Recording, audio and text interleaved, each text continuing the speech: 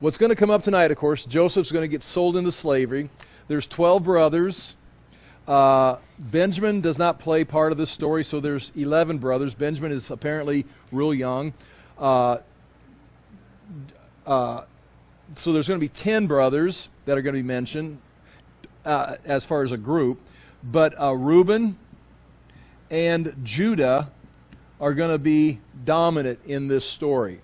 Now, they're going to continue throughout the rest of this book. Reuben is the firstborn, but he lost his privilege because he slept with one of Jacob's wives, concubines, probably in an attempt, not in a sexual sin, but in a rebellion sin as far as trying to take authority. I mean, it was sexual corruption, but he was using sex or Jacob's wife to claim leadership early, because their leadership should come to him. And then he is going to be discredited. In this story, you're going to see him try to save Joseph. So possibly that attempt to save Joseph there may be some good morality to it. He may have realized the importance of not shedding innocent blood, which is going to come up. But he also is hoping maybe he can separate himself and be the chosen. Another thing before we mention Judah, throughout this story, and you're going to, the way it's written, and even a couple commentators mention this, is like you've got the story and you don't know what the narrative's viewpoint or the narrator's viewpoint is. Like, is Joseph like the perfect son? And I've heard it taught before, and I think I may have mentioned it myself, but I've heard some people teach it. Besides Jesus, Joseph is the only character in the Bible with no flaws. And again, you can read it that way because he gets persecuted, sold, and rises up. He has sexual integrity with Potiphar's wife, and he ends up restoring the family. A very good young man, an old man eventually. But then there's some things that are mentioned. It's kind of like, well, that Joseph, what are you doing? I mean, you're not real smart, or you're a little presumptuous, or he seems, and he tells the story. He tells like the cupbearer in the prison. He says, I was stolen from my homeland. And earlier he said, I was sold to someone else. But when it comes time to tell the story, he doesn't want to say, well, I was sold here as a slave. Well, that's going to have some questions. It'd be better like I was kidnapped. I was just taken and forcefully brought here. So it's like he doesn't leave any room. So it's like he kind of pads the story. So you got to wonder here about Joseph. First of all, he's young, and he's got room to grow since he's a young man. But you got to be careful to just paint him off as this perfect man. But again, he's not painted as a negative man. He's painted as a typical young man who has issues, who's going to grow and mature. And the same is true with all these guys. I think we can see room for growth in Reuben's character, in Judah's character. When it comes time tonight, Judah's going to be the one who decides that we should sell him so we don't shed innocent blood, and he's going to sell Joseph, and he's going to then continue throughout the story. Next week in chapter 38, we're going to have the whole stories about about Judah and a failure. But at the end of the chapter, he's going to have a long speech confessing his error, confessing his sin, and claiming to be unrighteous or less unrighteous as other people. And so Judah's in a process of growth until, remember that how the story ends, Joseph asks for Benjamin to be brought. Then he sets up he manipulates the whole situation. So it looks like Benjamin stole the silver cup. So Joseph's manipulating situations. And why? Is he trying to restore the family? Is he trying to make his second dream come be fulfilled? But then Benjamin is going to be taken as a slave by Joseph, as he's pretending, and Judah's going to be the one that steps up and says, no, don't take him, take me. So Judah's going to have some serious, and again, these are not young people. By this time, these guys are 50, 60, 70 years old. These are men with grandchildren. And so these are quite a group of men, and you're going to see them grow. But nonetheless, Reuben and Judah are going to be prominent in tonight's story and throughout. The other 10 are not mentioned except that they are involved. So let's get started.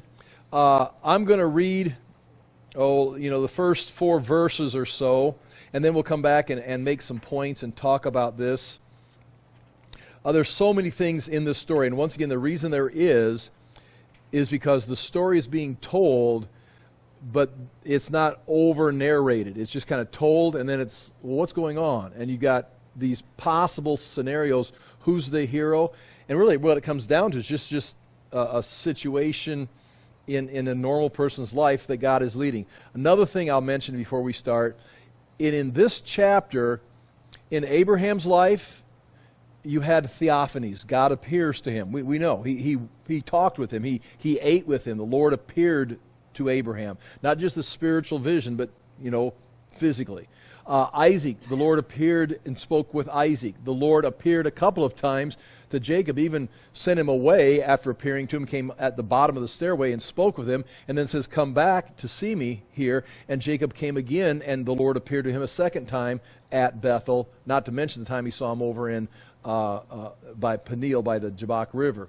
So Abraham, Isaac, and Jacob have all seen the Lord face to face. Here, there's really no encounter. God is going to speak to Jacob before he goes down to Egypt. He's going to tell him later on in another chapter, it's okay to go to Egypt.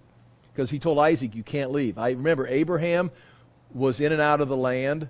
Jacob is in and out of the land. But Isaac was born in the land, stayed in the land, never left the land.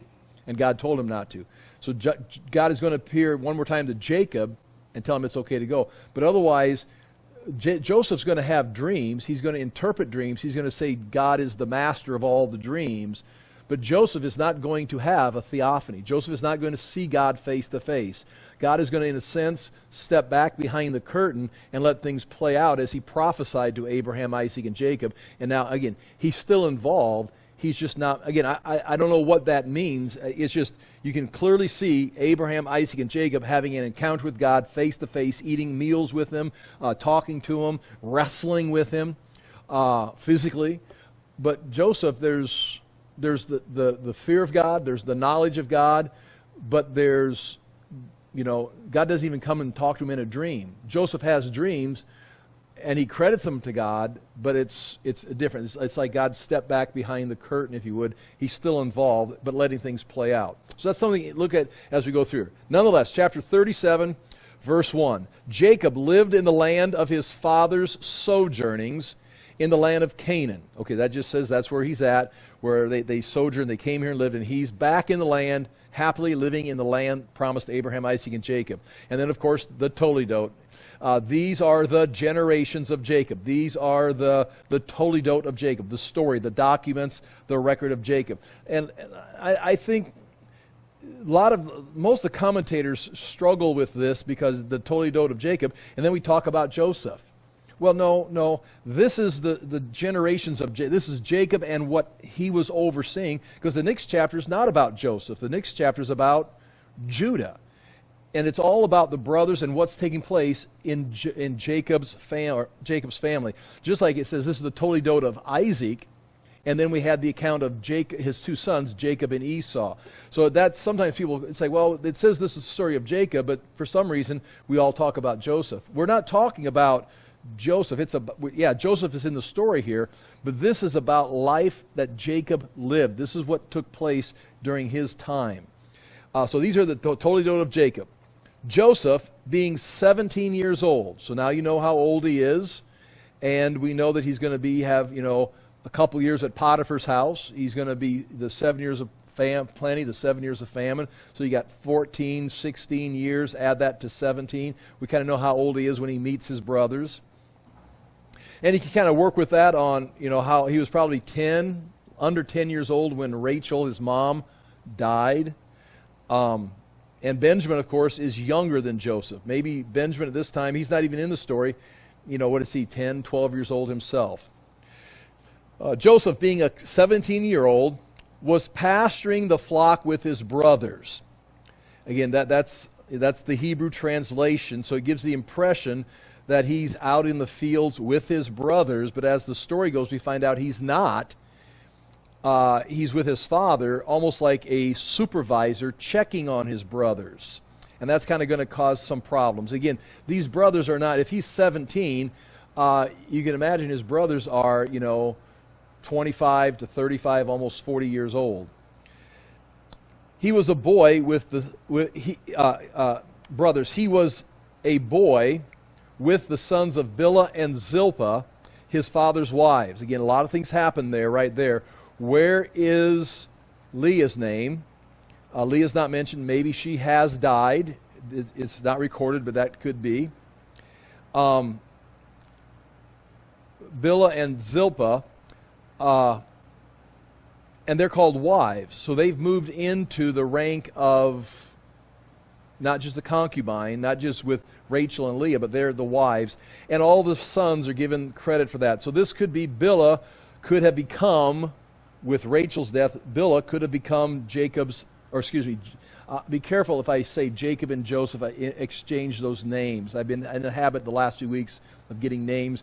I said on Sunday 3 times in a row that Paul was persecuting Christians in the Colosseum. Did you hear that? I heard that on the videotape, but fortunately I was able to cut that part. I said 3 times, and I said it again, and then I said it again. And so it was like a 15-second, 20-second run. I could cut it and then splice it together, and I got rid of it. So only people that heard me say Paul was persecuting Christians in the Colosseum 3 times was everybody that was there or online. But otherwise, I cleaned it up. So anyway, Jacob and Joseph are 2 separate people. Their names may be used interchangeably tonight, not unintentionally. He was a boy. Joseph was a boy with the sons of Bilhah and Zilpah. And again, I'm not sure if that means anything, that he was a boy with these men who had slaughtered the city of Shechem. Remember, they'd killed an entire city, or at least Levi and Simeon had. His father's wives. And Joseph brought a bad report of them to their father. And this could be, again, this can be seen in a couple of ways. This could be Joseph's first sin, because that's the same word used when the spies brought a negative report back to Moses, or back to the people about land. Moses sent out the 12 spies. 10 of them came back with an evil report. Oh no, and they lied about it, and they exaggerated how big the giants were. We'll never be able to do it, and discouraged all the people. So they were a bad report. It was a lie. It was deception. It was to manipulate people. So does Joseph bring that kind of, was he manipulating his father more? Did he have his dad in a corner? He was his favorite son. I'm going to tell you more bad things about my brothers and continue to elevate myself. It could mean that, or it could mean, which is not hard to believe, these 10 boys were like not behaving well. They were eating the sheep instead of taking care of them. They were trading the sheep for favors in other areas of the country. We're going to find out they're some 65 miles away, and they've gone back up to Shechem with the sheep. Again, we'll talk about that in a minute. What are you doing in Shechem? I mean, you fled Shechem. Now you're up there pasturing your flocks around Shechem where you killed everybody. So typically, Joseph brought a report, an honest report about the bad behavior of his brothers to tell his father, man, I don't know what we're going to do with these guys. So that could be, it could go either way with that. It could be Joseph is manipulating his father, exaggerating his brother's behavior, or he's actually saying, my gosh, Dad, I'm not sure how we're going to make any money this year. The boys aren't taking care of it. Now, Israel, or Jacob, loved Joseph more than any other of his sons. Okay, there it is. He loved him more. That was again, that's nice, love, but it doesn't say he saw, it could mean this, he saw Joseph with great leadership potential, and so he put him in a special school for leaders to take over the family business. That would be one. He saw the potential. This is more like he loved him. He's my favorite. It's again, more negative. So I think it's justified as we see Joseph develop, but this is not Jacob making a good decision. He loved Joseph more than any of the other of his sons. And this is also confusing, because he was the son of his old age. Okay, but you've still got Benjamin, who was younger. So that is the son of your really old age then. Now, does he have a hard feelings towards Benjamin because Benjamin came about and killed his wife in his birth process? He's going to favor Benjamin later, won't send him to Egypt. So it doesn't seem like that's the case, but why is that said? Because it's like a strange statement. And once again, is this the narrator's view? Or it could be read this way, and some commentators and Hebrew people will say this: Joseph more than any other of his sons because he was a son of old age. He was a mature son. He's 17 years old, but this kid has got his head on straight. So I mean, it could. Most people don't go that way because obviously it's translated this way. But if you struggle with, well, he's not the youngest son, but nonetheless, that's the reason the narrator says he favored Joseph more because he was the son of his old age, and again the son of his favorite wife, and he made him a robe of many colors. Okay, again, this most definitely made him a robe of many colors and robes, clothing were used for this, is to distinguish him from the other people. You've got these people here, and they dress like this, but this person dresses, we do it, all cultures do it, this person dresses special because they are special. They're the leader, they've got special rights, they're the priest, they're the king, they're the boss, they own the company. And then people try and do that in their own lives. They try and buy things to make them look, distinguished. So this definitely means that. And robe, if you look in the footnotes, not the footnotes, but the notes, I've got two Hebrew boxes there. The first one is for verse 2, and I've got the phrase right there for report of them. That means defaming, evil report, infamy, slander.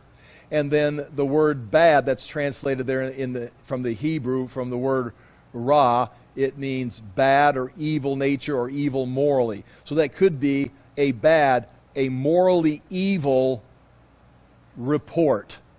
But it also could be slander. Slander. He's not doing it for a benefit. He's doing it to slander. Kind of like the spies. It was slander. I tend to read it that there was something morally going wrong. It was a report of evil moral behavior that was, defaming them, or an evil report. So that's those two words there, and that's what we're working with. But now you come down here in the next box, verse 4, verse 3. Now Israel loved Joseph more than any other of his sons because he was the son of his old age, and he made him a robe of many colors. That is the English Standard Translation. Now, first of all, the phrase robe is in the first box. It's the first box on the right. It's translated robe in your Greek box. It's from an unused root, meaning to cover. It's the root word, but it's not used in the Bible. It means to cover. And there it's pronounced kathonath, and it means coat, long robe, or tunic. And that's pretty solid. It's a long robe. It's a tunic. It's something he wrapped around, and it's something the other boys don't have. So that would mean it's some kind of distinguishing feature, and probably not from Jacob's own idea. You don't see people, unless God is giving a directive, like this is what you will do, this is what the world does, but this is how you will do it. You see God doing that. But when someone like an Israelite or some person in the Bible does something to show symbolism, it's something that comes out of their culture. Just like we would do something, it wouldn't mean anything to our culture if we're the only ones that knew what it meant. So this means something to Jacob and his culture by giving Joseph this coat. It's not God ordained. It's not a message from God. It's not symbolism from God like from the tabernacle or the temple. It's something that means something in the culture, so we should be able to find images of this other places, but it distinguishes Joseph. Now it's a robe, and now in the English Standard, there's the word P-A-S-S-I-M, pasim, and that's plural, but it's the word from pas, P-A-S, you can see it there, I've got to the left side, and it occurs here, and then in 2 Samuel. I'll show you 2 Samuel here in just a minute. It's Tamar, David's daughter's coat, is the same thing as this. Where you and I get the multicolored robe from is the Greek Septuagint. And the Greek Septuagint represented, here, I've got this written on the board there. This is about 1898 BC this is taking place. right here, this year, about 1898. What was I saying? I dropped the eraser. What's that? The Greek Septuagint. Oh, thank you. See, it's going, folks. Don't laugh because you know exactly what I mean. That's why you laugh. It's like, okay, so the Greek Septuagint translated around 200 BC. So it took the Hebrew, the available Hebrew text in 200 BC. We're talking 2,200 years ago. They take the Hebrew text, and the Greeks, Ptolemy and these people, wanted the Hebrew scriptures in Greek. So they took the Hebrew scriptures and translated into Greek for about 200 BC, 200 years before Christ. Paul and the apostles sometimes quote from this is the word the letter 70, because supposedly 70 Hebrew scribes translated the Hebrew into Greek. Again, a lot of that, we don't know if that's true or not, but it's called the 70 or the 70 Septuagint. It says Septuagint, but this is the symbol for it. This word right here that I've got in the square, pas or pasim, they translated it as multicolored.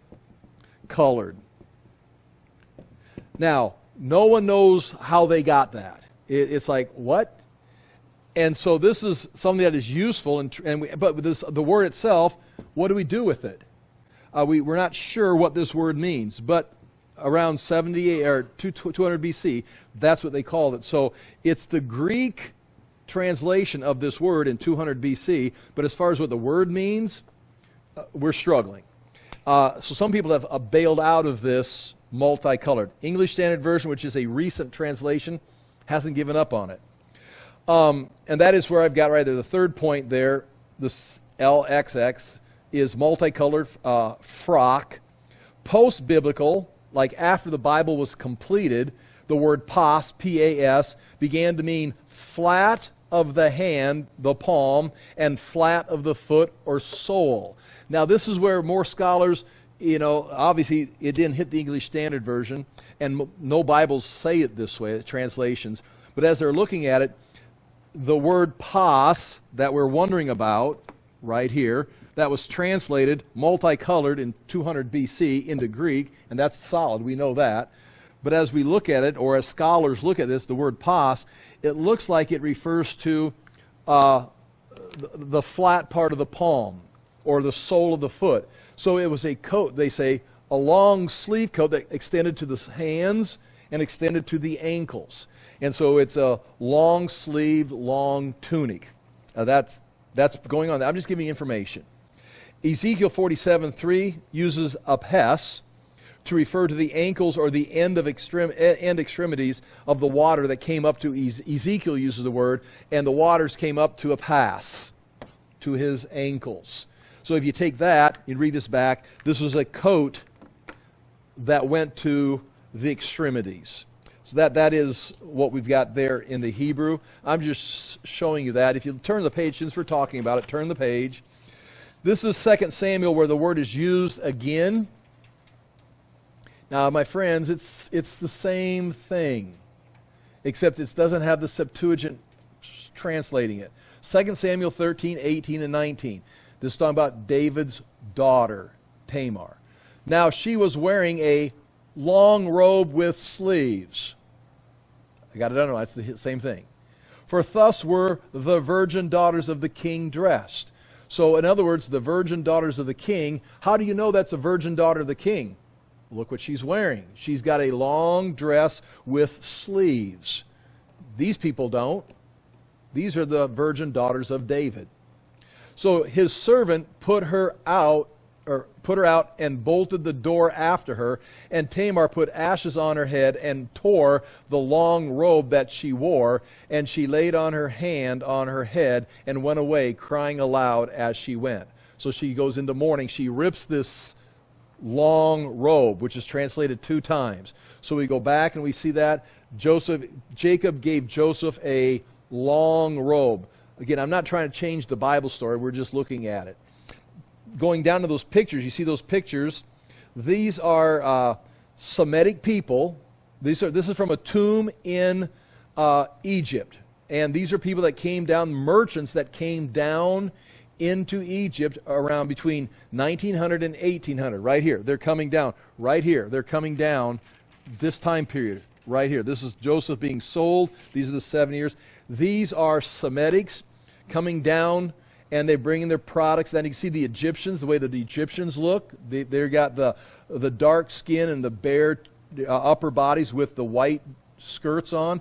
And then the Semitic people, slightly different color skin, but they've got the striped tunics on. And that supports the multicolored idea. Again, the Septuagint didn't make up, I don't know, let's just say it's like a rainbow color. No, it meant multicolored in 200 BC. That's why they translated it that way. That's why people are still common. They were closer to it than we were. Next bullet point, Joseph's garment could have been patches of different colored. And here it's stripes. But there it could be patches of material stitched together. Clothing communicated rank and status. Color, the length, the hem would indicate, like the priest would have special hymns on their, not songs, but the hem of the garment would indicate the priesthood. Okay, so that's, last bullet point there for sure, Joseph's coat was a full-length coat with long sleeves. That may have been some kind of multicolored that they put into there. So nonetheless, the point there is Joseph's got a distinguished garment that separates him from his brothers. What does this mean?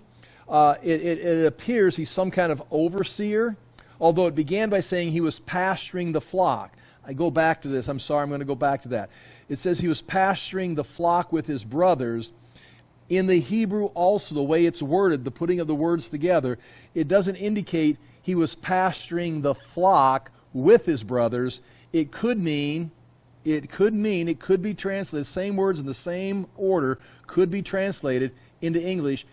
He was pasturing the flock of his brothers, and his father gave him this coat. So he may have been, and it's the same word used when David was the shepherd of the people. You will pasture my people Israel. You will shepherd. It's the same idea.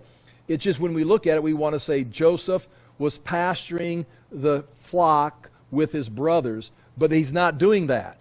When the story begins, he's not. He's back in Hebron, and his brothers are working the fields. And he's brought a bad report, and then he's sent out to go check on them again. So it doesn't sound like he's pasturing the flock with his brothers. It sounds like he's pasturing his brothers. He's shepherding his brothers. So these are just things that could come out of the text as we put this story together. Okay, is that the end of the text there on that page?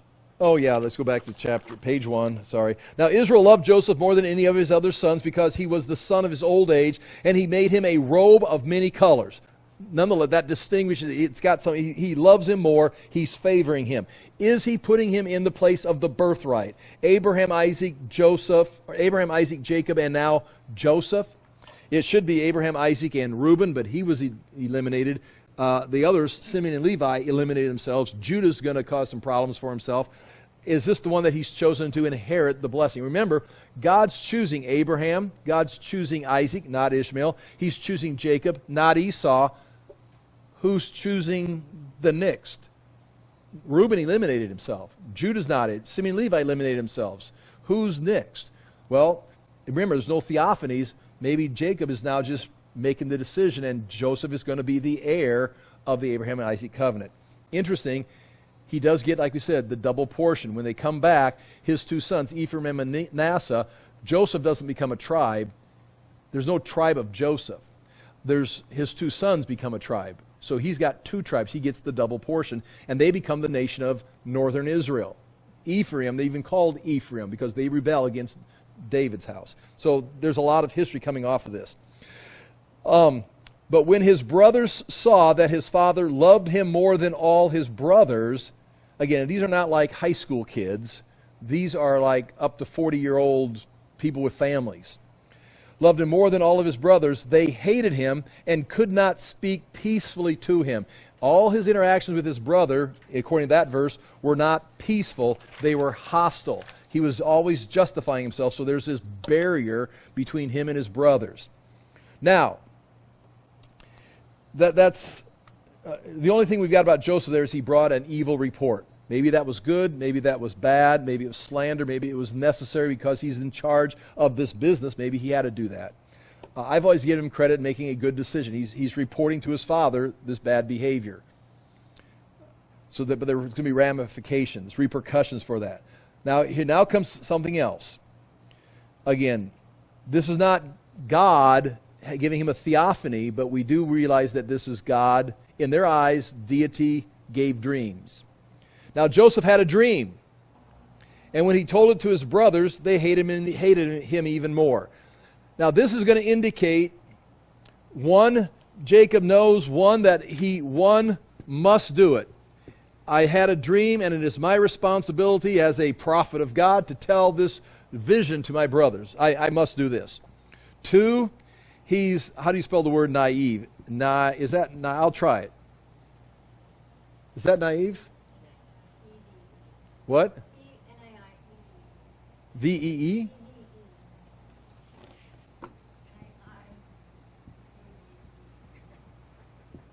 Ignorant. Meaning, it's like, don't say this. I mean, you've all had kids, and they come home from school, they come home from the playground, or they come home from a teacher, and they say, well, and so I said this. It's like, well, that's why you got sent to the office. Yeah, but it was the truth. Yes, we want you to tell the truth, but not like that. And so, yes, Joseph, you had this dream, but you understand your brothers can't speak peacefully to you. Now you're telling them a dream that paints you into a good picture and them into a subservient role. Or 3, he knows what he's doing. He knows this is the truth. Deal with it. So either he feels he must do it because it's the right thing, he's 17 and naive, ignorant, or he knows it's the truth and I'm the leader and I don't care what you think. Arrogant.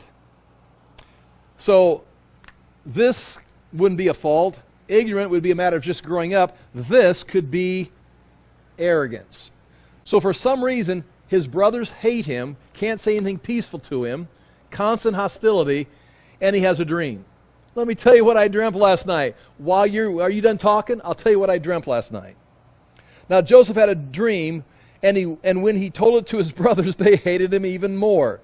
He said to them, "Hear this dream that I have dreamed. Behold, we were binding sheaves in the field. And behold, my sheaf rose and stood upright. And behold, your sheaves gathered around and bowed down to my sheaf." I just tell you what I dreamt last night. We are gathering food. And the food that I gathered, it stood upright. All the food you gathered, it bowed down to my collection of food. Now again, that's going to take place in Egypt. I mean, it's dealing with food, and that's going to take place. But when they heard that, well, what that indicates is we're bowing down. Like Jacob bowed to Esau, eventually, and Esau, received him and respected him. Now Joseph is saying, you're all going to bow down to me. And that's what the idea was, that dreams came from the deity, and dreams were not reversible. This is what's going to happen. Now he's got Dad's favor. He's got the coat. He's some kind of an overseer over us. And now he's saying, and guess what? God's just revealed to me that you're going to bow down to me. Eventually, you will be my servants. I'm just telling you what I saw. And, of course, they hated him all the more. And they said to him, his brothers said to him, "Are you indeed to reign over us? Or are you indeed to rule over us?" So they hated him even more for his dreams and for his words, for sharing the dreams. Now again, he didn't interpret it for them. Now remember, in Egypt, he's going to be the one who interprets the dreams. Here, he's just having dreams. He doesn't do any interpretation. I'll just tell you what I did. My sheep was standing right there. All your sheep saw my sheep, and they all bowed down. I don't know what it means. I have no idea what it means. What do you think it means? Well, they didn't. They knew what it meant. Okay, so that's one. And I guess I would assume Jacob heard it, knew about it, because he hears this next one. So right there, what that means in that dream is he is going to be the ruler of the family. Of all the brothers, he's going to be Abraham, Isaac, Jacob, Joseph. Just like Ishmael gave way to Isaac, Esau gave way to Jacob, Reuben and Simeon and Levi are all going to give way to Joseph. Now that's just in the family. Now this next dream is not the same dream. Similar, but there's an added factor to it in two ways. Then he dreamed another dream and told it to his brothers and said, "Behold, I have dreamed another dream." Now again, does he have to say this because he's a prophet and it's required of by God to reveal it? Is he naive? I don't think so. I mean, Jacob has chosen Joseph to be something with the coat. He's overseeing his brothers. He feels free to bring reports to his father. So he must show some sign of maturity, especially when it says, if this way you would interpret it, he was the son of old age for his father. He was a mature son for his father. And it was that Jacob being an old man, or is that Joseph being an old son, mature son? So it's hard to say that he's naive. So does he have to say the dream? I don't see anything in here where it's commanded by God to tell him the dream.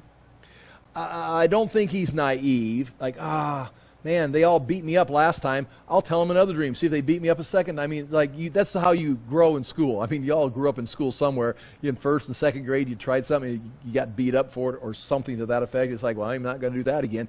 And your character was developed, or your social skills were polished. I could talk about that for a while. But it doesn't seem to be polishing his social skills. So he shouldn't be, if he was naive for the first dream, he shouldn't be naive here. They hated him all the more and didn't say anything good about him. So now is he flaunting it? Now again, is this kid arrogant? Is he, he doesn't have to say it. I don't think he's ignorant. I think he's possibly flaunting it. I've got the robe. I can write the reports. I'm going to rule over you. Dad says so. My dreams say so. But then he has this dream and drops this dream on him. Behold, I have dreamed another dream. Behold, the sun, the moon, and 11 stars. Behold, the sun, the moon, and 11 stars were bowing down to me. Now, you don't have any other detail. I mean, so is he the son? Wherever, or he doesn't say son. Well, here's the son. Here's Joseph. I mean, he's not like a planet. He's just Joseph. But the sun bows down. The moon bows down. And the 11 stars bow down. Well, the 11 stars is pretty clear. Those are his brothers. And that's not new information because guess what? They bow down as sheaves in the first dream. This right here is additional information, or what we'd say additional revelation. These dreams apparently do come from God. It's not a theophany, but it does come from God. And this well, I'll read it. You know it's here. But when he told it to his father and to his brothers, it wasn't his brothers who rebuked him. His father rebuked him and said to him, "What is this dream that you have dreamed? Shall I and your mother and your brothers indeed come to bow ourselves to the ground before you?" Now, this is not a problem in Jacob's mind right here. The 11 stars bowing down. I mean, that's what Joseph. We're assuming. I'm assuming that's why Joseph's got the coat. They're going to bow down to you. You're going to be the Jacob to the Esau. You're going to be the Isaac to the Ishmael. It's going to be Joseph and the 11 brothers. That's what I'm planning. That's why you got the coat. But Joseph, you're getting out of bounds here. It's Abraham, Isaac, Jacob, and Joseph. But now you've got, this would be Jacob. Now again, this is going to become a problem. And this would be Rachel, your mother. We are going to bow down to you. This is not just ruling over your generation. This is taking over the family. You're going to take over the whole genealogy is going to bow down to you. And so Jacob how is that going to happen? He says Abraham, Isaac, and Jacob are not going to bow down to you. Also the problem, Rachel is dead. So this could mean, like I said before, Joseph was 10 years old or younger when Rachel died. So Bilhah may have become his stepmom. So this right here, Jacob and Bilhah and the 11 brothers. So this could be a reference to Bilhah bowing down.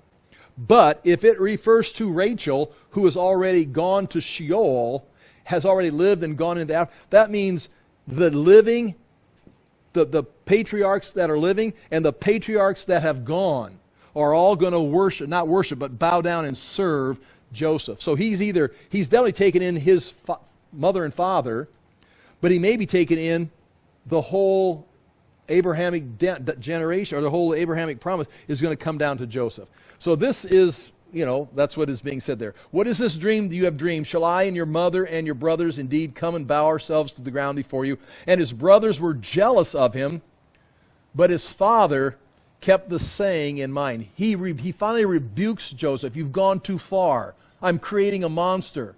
But then he says, this is the same guy who saw, he grew up saying a prophecy. You came out grabbing your brother's heel. He was living under prophecy his whole life. He saw the Lord at the bottom of the stairs with the angels going up and down into heaven. He met God. He wrestled with God. He knows. And when he sees this right here, it's like, what is going on?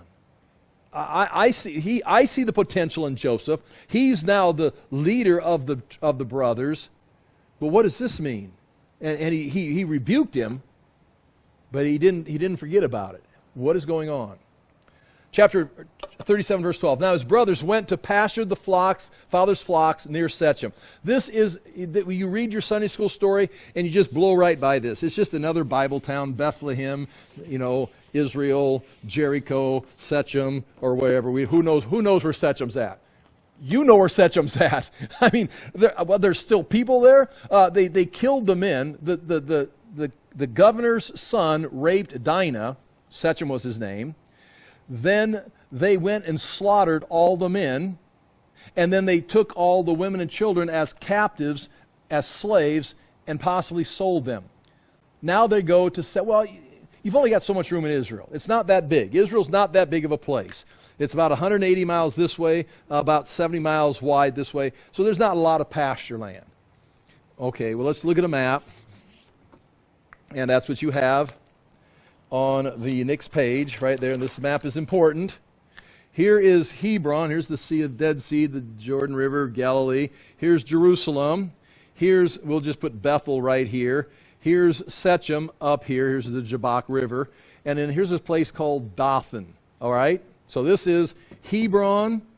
This is Shechem. And this is a new place right here, Dothan. Now, as you can see on that, and this is Ab, you can decide if it's 50 miles or 51 miles if you want to. But that says 50, right? This is 50 miles here from Hebron. From Hebron to Shechem is 50 miles, and then from Shechem to Dothan is another 13 miles. So his brothers are up here pasturing the flock by Shechem.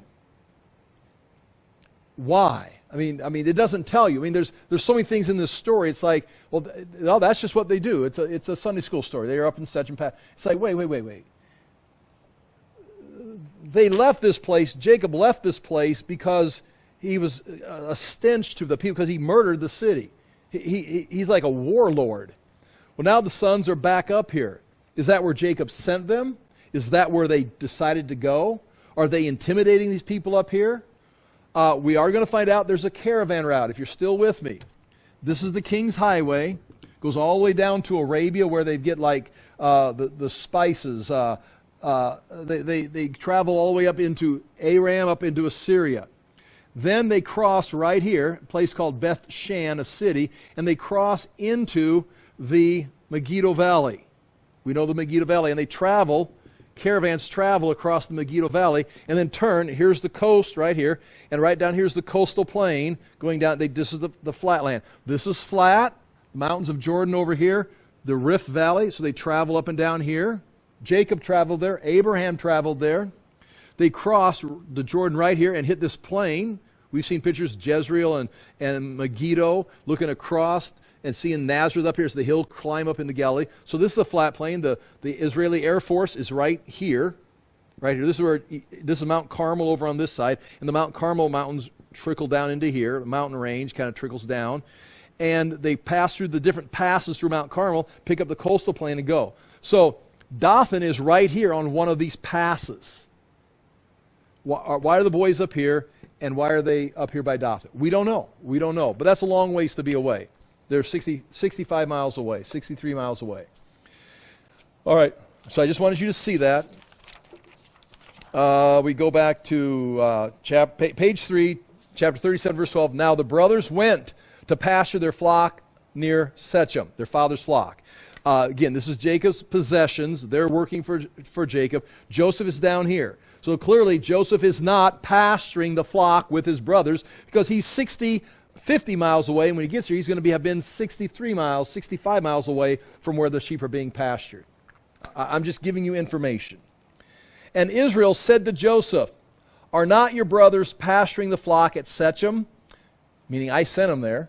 I mean, they didn't like break rank and go up there. He goes, I don't know where your brothers are. Go find your brothers. They're somewhere in Canaan. He says, aren't they at Shechem? Come, I will send you to them. And he said to him, here I am. So he said to him, go now, see if it is well with your brothers. He's not sending, remember, they've got servants. It's not 11 boys and a little brother Ben and Jacob and all these sheep. They've got people. They've got servants. They're a small nation marching back and forth through here. So Joseph is not being sent. You know, they need a break. They need a break. They're working so hard, those boys. They probably got servants. Now, what they're all doing up here is they're probably overseeing the pasture. There's got to be, I don't understand, because Reuben's going to go out and check on him here in a minute by himself. So I am confused. They've got servants. They've got people. But these guys are watching the sheep. What are the servants doing? I'm not sure.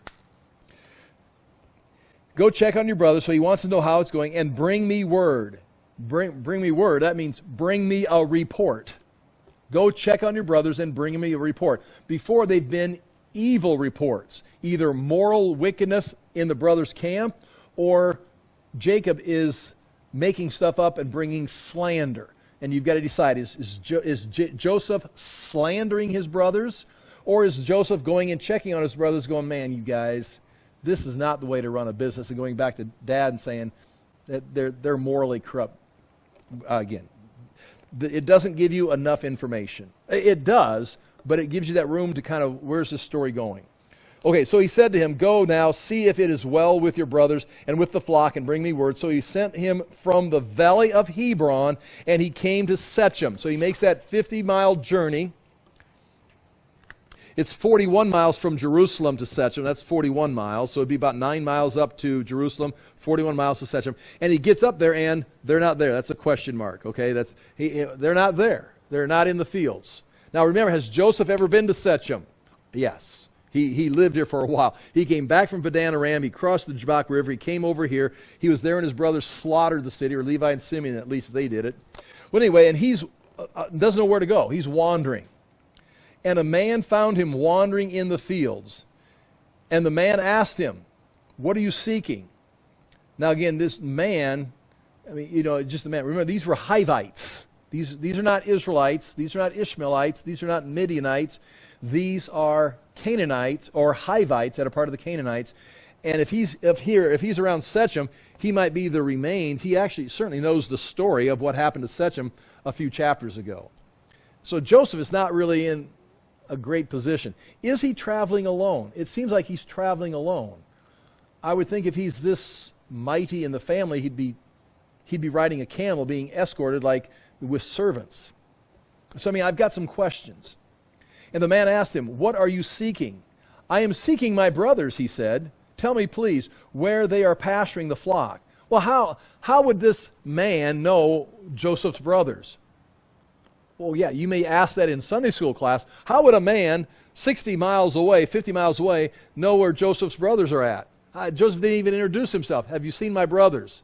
And the guy goes, yes, I have. They're over by Dothan. Everybody knows where your brothers are. I mean, remember, this is Joseph. His family destroyed Shechem. Here's a Hivite still in this area. And Joseph comes back to where his family used to live. The hometown boy comes back. And where are they at? Well, he knows exactly where they're at.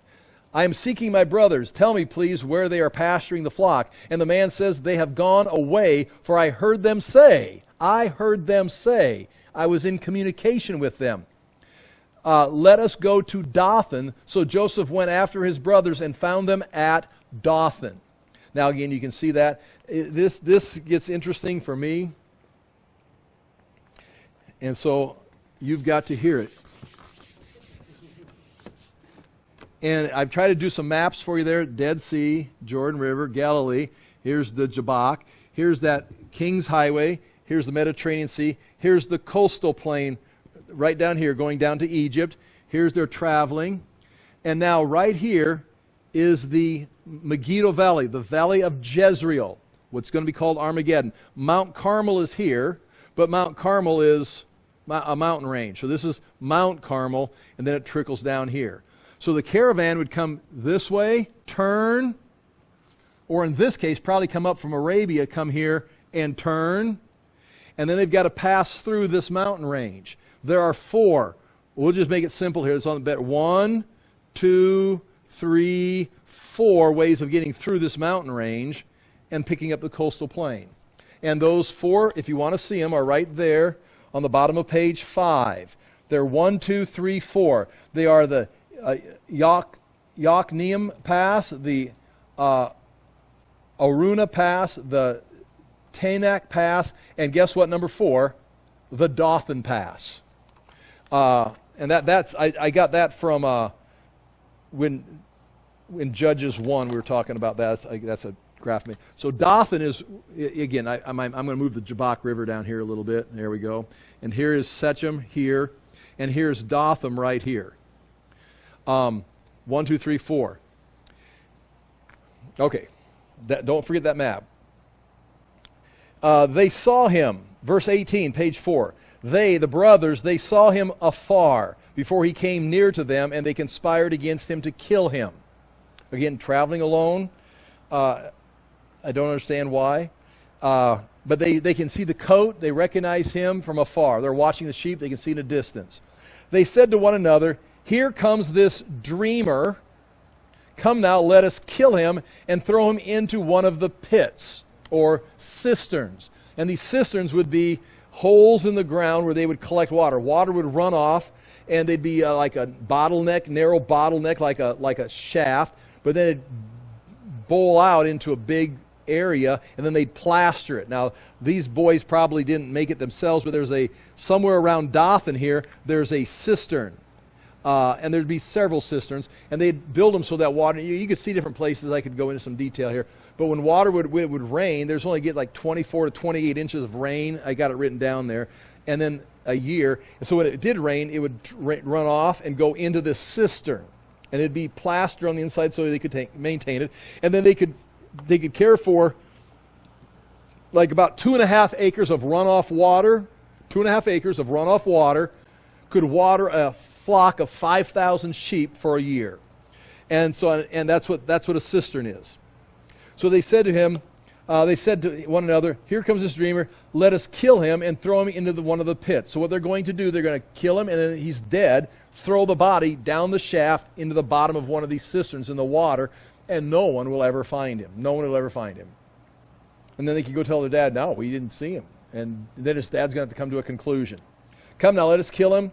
Then we will say that a fierce animal has devoured him, and we will see what will become of his dreams. Those dreams, we're going to end those dreams right now. And then who's going to fulfill them? But now here, the oldest son, but when Reuben heard it, he rescued him out of their hands, saying, no, let us not take his life. And Reuben said to them, shed no blood, which is a good point. I'll read some things for you. Throw him into the pit here in the wilderness, but do not lay a hand on him, for he might, and then it says, that he might rescue him out of their hands to restore him to their father. So Reuben fully intends to rescue him, bring him back to his father. Look what I did. I bring a negative report about my brothers also. Me and Joseph are on your side. He's trying to get on the winning team, it appears. Their idea, they're going to go with it, and here it is. It says right here, when Joseph came to his brothers, they stripped him of his robe, the robe of many colors that he wore. Why did they just throw it in the pit with it? And they took him and threw him into the pit. And it says two things here. The pit was empty. There was no water in it. Well, obviously, if the pit is empty, there's no water in it. Why repeat it? Well, it's empty. He's alone, and there's no water in it. He's going to die of thirst. There's no way of staying alive. He's abandoned alone in the pit. There's no water in the pit. It was empty. There's no water. And that's why it's restated. There's a couple pictures of some tops of cisterns that I took pictures of in Israel. So you can imagine what's down below. There's the shaft. And then you just cover it up with a stone. Now again, Reuben wants to come rescue him and set him free. The brothers are not going to kill him. They're going to just let him suffer and die alone in the pit. Personally, I'd rather just decapitate me and get it over with. Don't let me just die in a pit. There's something about bloodshed coming up here, and I've got some notes on that. Okay, it goes on. Then they sat down to eat. So, verse 23. So when Joseph came to his brothers, they stripped him. Okay, I read that. And the pit was empty, there's no water. So they throw him in the pit, and they sit down to eat, kind of showing their callousness.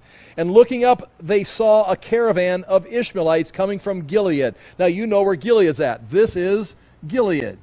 Now, they're coming from Gilead. Well, they're probably coming up from Arabia and going to cross and go to Egypt. Or they could be coming down, but more likely they're coming up and going across. They're gathering material. They're coming from Gilead. This says Ishmaelites. They're going to be called, and some people go freaky on this because they're pretty soon it's going to be called Midianites. And I'll explain that here in a moment. Coming from Gilead with their camels bearing gum, balm, and myrrh on their way. The myrrh and the spices come from Arabia, so it's going to be coming up this way. The balm, you've heard the balm of Gilead? That's in this area. So they're bringing this stuff up here, mixing it with this stuff, and heading on to Egypt to sell it. That's what's going to take place. And if you notice right there, there's those 4 passes, 1, 2, 3, 4 passes, and one of them is Dothan. So they're going to come down this way, and then they could turn 1, 2, 3, 4 ways of going through. Militaries use this all the time. King Thutmose III used these to fight the battles here at Megiddo. But they're going to come here and take the first left, go past Dothan, get through the mountain range of the Carmel Mountains, and head down to Egypt. And this is where the brothers are right here. Now, why are they here and not here? Because they ran out of pasture land, or they're over here trading and doing deals? I don't know. They sat down to eat. They on their way to carry down to Egypt. Then Judah said to his brothers, now Judah's going to step in and try and save him. What profit is it if we kill our brothers? Now Judah does not know Reuben's plan to rescue him out of the pit and take him home. Judah's just trying to save his brothers somehow and say he don't want any more guilt. What profit is it if we kill our brother and conceal his blood? You don't want to conceal the blood. That's a big phrase. Come, let us sell him to the Ishmaelites, and let not our hand be upon him, for he is our brother, our own flesh. And his brothers listened to him. The Midianite traders passed by. All of a sudden, I say, oh, look, this is a fault. The Midianite traders passed by. So the Ishmaelites, and now they pass by, they're Midianites.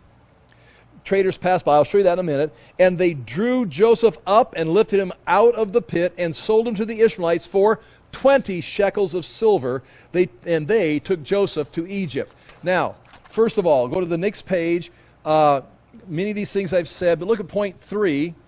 Ishmaelites and Midianites. Ishmaelites are related to Abraham through his wife Hagar. Midianites related to Abraham through his wife Keturah. So they're both descendants. They're like the sons of Isaac, or the sons of Ishmael, or the sons of Keturah.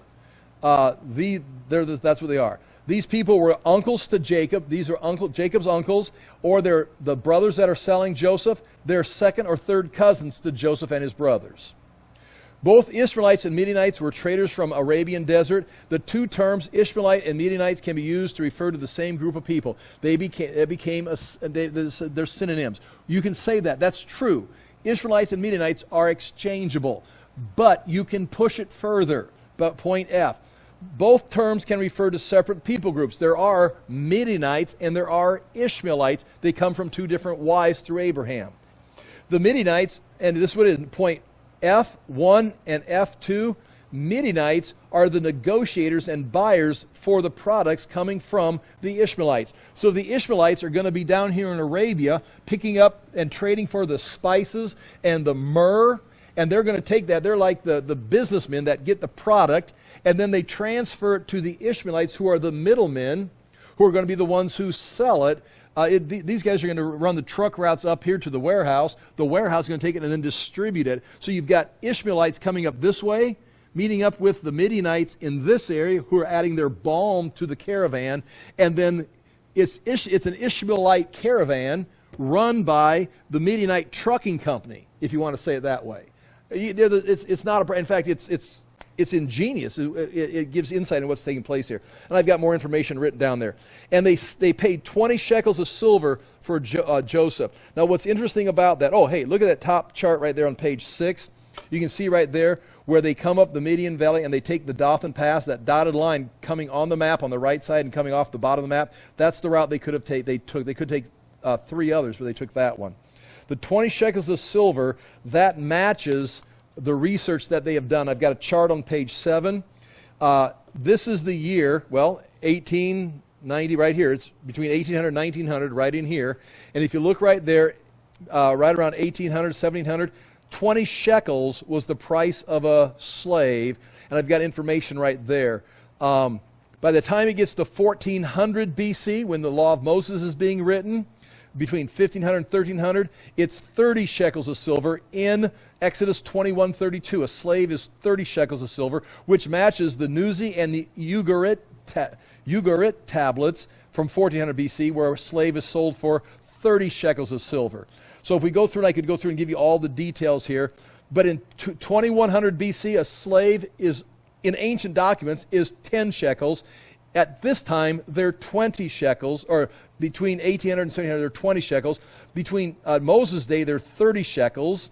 Then you get to the time of the judges and up through David time, 40 shekels. In David's day, they jump to about 50 shekels. This is in the ancient Middle East. Persian period, they're 80 shekels. 300 BC, they're 100 shekels. And by the time Rome comes around, it's 125 Tyre silver shekels, 125 for a slave. Now there's a prophecy that will make sense to you now. Zechariah chapter 11 verse 13 names the price the Messiah will be sold for. And it says this right here. I don't have it written out here, but it says 30 pieces of silver is the handsome price they paid for me. And that is what they sold. Judas took 30 pieces of silver for Jesus. A slave at that time went for 125. He sold him at the price of 1900 BC. 30 shekels of, did I say that right? What did I say? 30 pieces of silver. Nonetheless, when he says handsome price that he paid, that is, that's a mockery. It's like, that's all they paid for him. It was a low price. Okay, anyway, when Reuben returned to the pit and saw that Joseph was not in the pit, he tore his clothes and returned to his brothers and says, the boy is gone, and now where shall I go? In other words, that was my ticket back with my father. Now he's gone. Then they took Joseph's robe, slaughtered a goat, and dipped it in the robe in the blood. And they sent the robe of many colors. That's the second time it says that. And brought it to their third time to their father, and says, "This we have found." Now notice what they do. They don't tell him what happened. They don't build a whole story. They simply provide him with a bloody garment. This is what we found. They say, and this is we have found. Please identify whether it is your son's robe or not. We know you gave one like yours. Now again, if it's unique, it has to be your son's. But if it's a typical cultural thing where you give the heir of the estate or the leader this robe, here's some royal leader's robe. Is this the one you gave Joseph? It could be somebody else's, but it's somebody's administrator's robe. And he identified it and says, "It is my son's robe." And then he says himself, "A fierce animal has devoured him. Joseph is without doubt torn to pieces." And there's a little word of advice, if you want to put that in Proverbs or worldly wisdom. Don't provide them a story, provide evidence, and let them make up the story themselves. And now they're not going to argue with their own story. If you tell them a story, they'll argue with it. If you let them make up the story, it's like, "Oh, yeah, that's what happened." And he goes to his grave, he thinks, believing that story. No one's going to argue with him. Again, notice that Jacob deceived his father with the goat skin, and now he gets deceived with goat blood. Then Jacob tore his garments and put on sackcloth on his loins and mourned for his son many days. 7 days is normal. Many days might be years. All his sons and all of his daughters rose up to comfort him. And again, daughters is plural. There's more than Dinah. Does that mean he's got more daughters? Does that mean they're the daughter-in-laws? Tried to comfort him, but he refused to be comforted and says, no, it's over. I shall go down to Sheol to my son mourning. Now that's interesting. There's a little bit of insight into Jacob's afterlife understanding. I shall go down to Sheol to my son mourning. No talk of heaven, no talk of resurrection. It's just go down to the underworld, and I'll live forever in the underworld with my son in the underworld. And there's a truth there. Jesus went into Sheol, but he delivered Sheol from death. Thus his father wept for him, and that's the same sentence, that this sentence, end of 34 or 35, goes right into verse 36, and you end up with two things. You end up with, it says, Jacob weeping and Joseph in Egypt. And that's how it ends. This story ends, Jacob weeping, Joseph's in, he thinks it's over, but wait, Joseph's in Egypt. And the story continues. And so it says, meanwhile, the Midianites, see, the Ishmaelites started the caravan.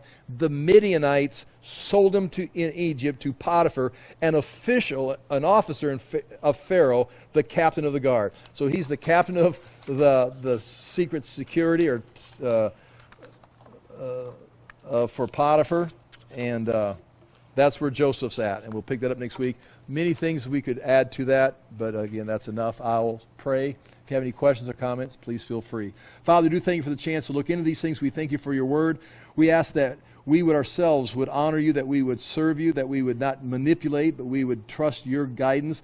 We do thank you for bringing us to the place that we are, and ask that we may, just like the people in this story, if it's Reuben or Joseph or Jacob himself, that they would grow closer to you and they'd purify their own lives. And we think that we have the Spirit of God and the Word of God helping us live holy lives, leading and guiding us. And we ask that we would mature in our faith and in our Christian life. In Jesus' name we pray. Amen. Thank you for being here.